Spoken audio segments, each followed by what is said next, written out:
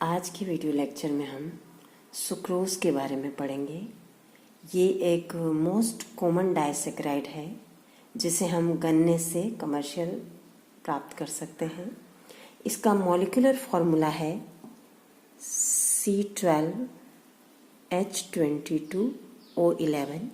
जब हम इसे हाइड्रोलाइज करते हैं, एसिडिक हाइड्रोलिसिस कर रहे हैं हम इसका, हाइड्रोलिसिस करेंगे हम इसका, तो हमें मिलेगा ग्लूकोज, डी ग्लूकोज, और एक मॉलिक्यूल मिलेगा फ्रक्टोज का।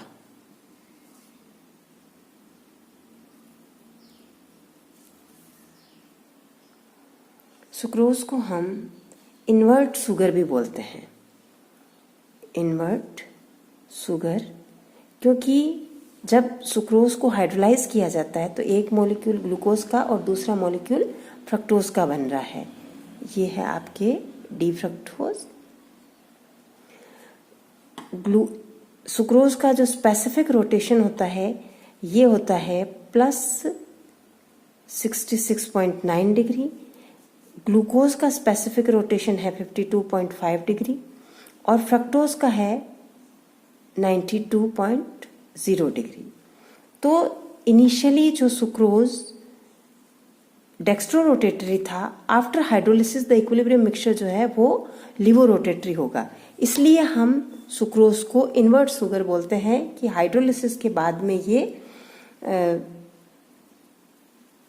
चेंज हो गया इसका और इन्वर्जन हो गया है।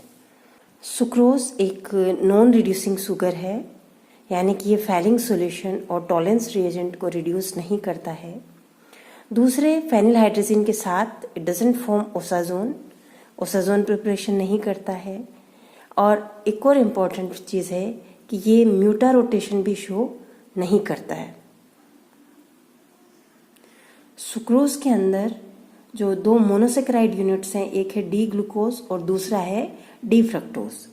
ये हाइड्रोलिसिस से क्लियर हो गया है और ऊपर के जितने भी ऑब्जर्वेशन से ये शो करते हैं कि इसके अंदर फ्री कार्बोनिल ग्रुप नहीं है, यानी कि लिंकेज जो है ग्लाइकोसिडिक लिंकेज वो दोनों एनोमेरिक कार्बन, दोनों यूनिट्स जो है मोनोसेकेराइड की, ग्लूकोज और फ्रक्टोज, उनके एनोमेरिक कार्बन के बीच में ग्लाइकोसिडिक लिंकेज है।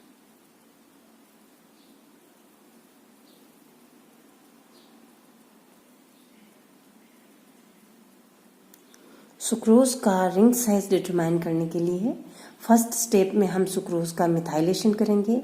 ऑक्टा मेथाइल सुक्रोज बनेगा जिसे हम जब हाइड्रोलाइज करेंगे 2346 टेट्राओमेथिल डी ग्लूकोपाइरेनोज और 1346 टेट्राओमेथिल डी फ्रक्टोफ्यूरेनोज बनेगा।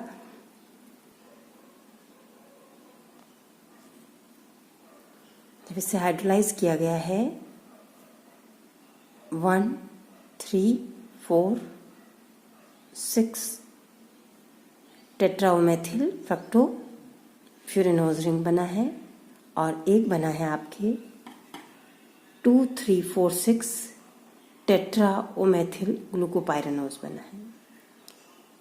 सुक्रोज माल्टेज एंजाइम से हाइड्रोलाइज हो जाता है और ये स्पेसिफिक है for hydrolysis only alpha glycoside. ये बताता है कि सुक्रोज के अंदर अल्फा ग्लाइकोसिडिक लिंकेज है। ये इन्वर्टेज एंजाइम से भी हाइड्रोलाइज हो जाता है, इन्वर्टेज, जो कि स्पेसिफिक है बीटा फ्रक्टोसाइड के हाइड्रोलिसिस के लिए।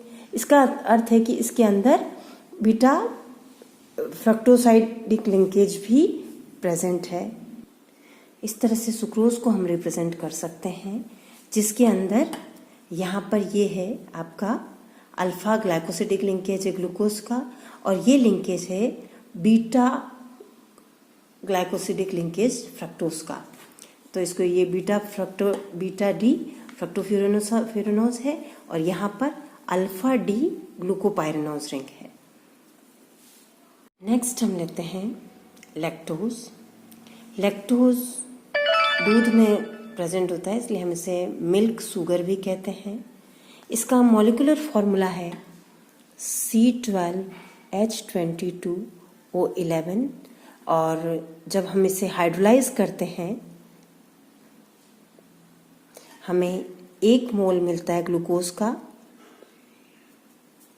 डी ग्लूकोज, और दूसरा मोल हमें मिलता है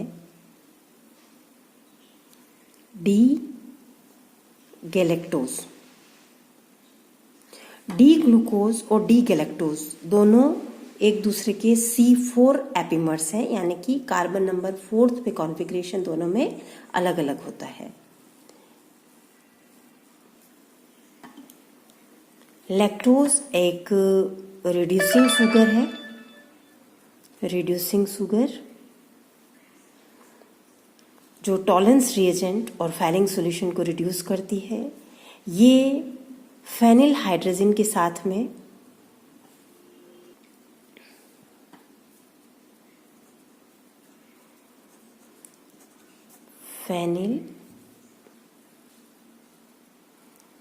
फिनाइल हाइड्रोजन के साथ में ये ओसाजोन बनाता है।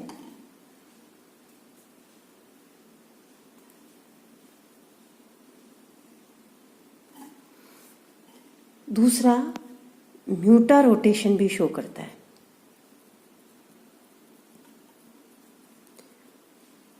इसका मतलब है कि ये अल्फा एंड बीटा फॉर्म में एग्जिस्ट करता है।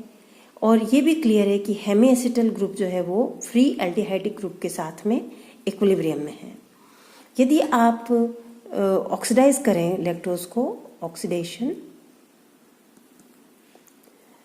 लैक्टोज लिया आपने, लैक्टोज, उसे आप ऑक्सीडाइज करें ब्रोमीन वाटर के साथ में, हमें लैक्टोनिक एसिड मिलता है, लैक्टोनिक acid.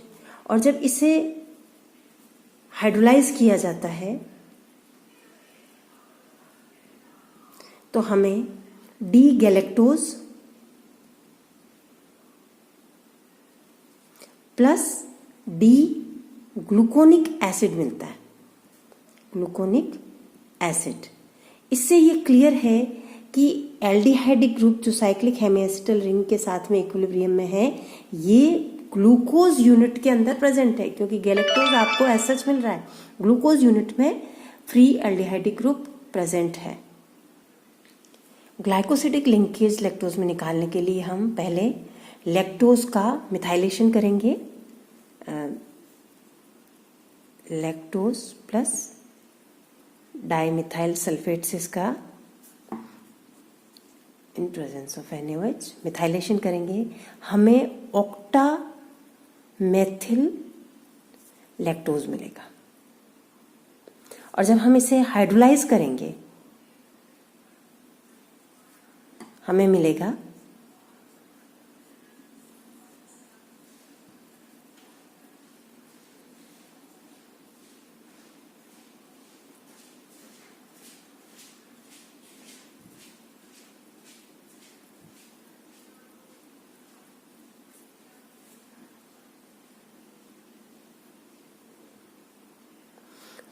To three 6 trimethyl glucose, दोनों अल्फा बीटा फॉर्म में मिलेगा, प्लस एक मिलेगा हमें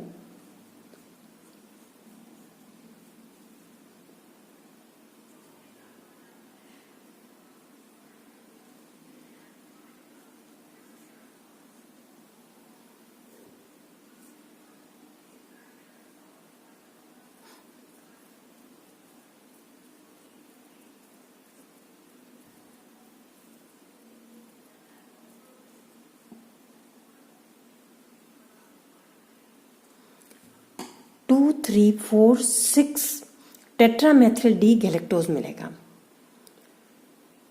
हाइड्रोलिसिस जो यानी कि जो ग्लाइकोसिडिक लिंकेज है, इसके अंदर गैलेक्टोज का C1 और C4 ग्लूकोज यूनिट का इन्वॉल्व है। जब हम हाइड्रोलिसिस करते हैं इसके लिए हमें एंजाइम चाहिए होता है, बीटा गैलेक्टोसाइडेज एंजाइम चाहिए,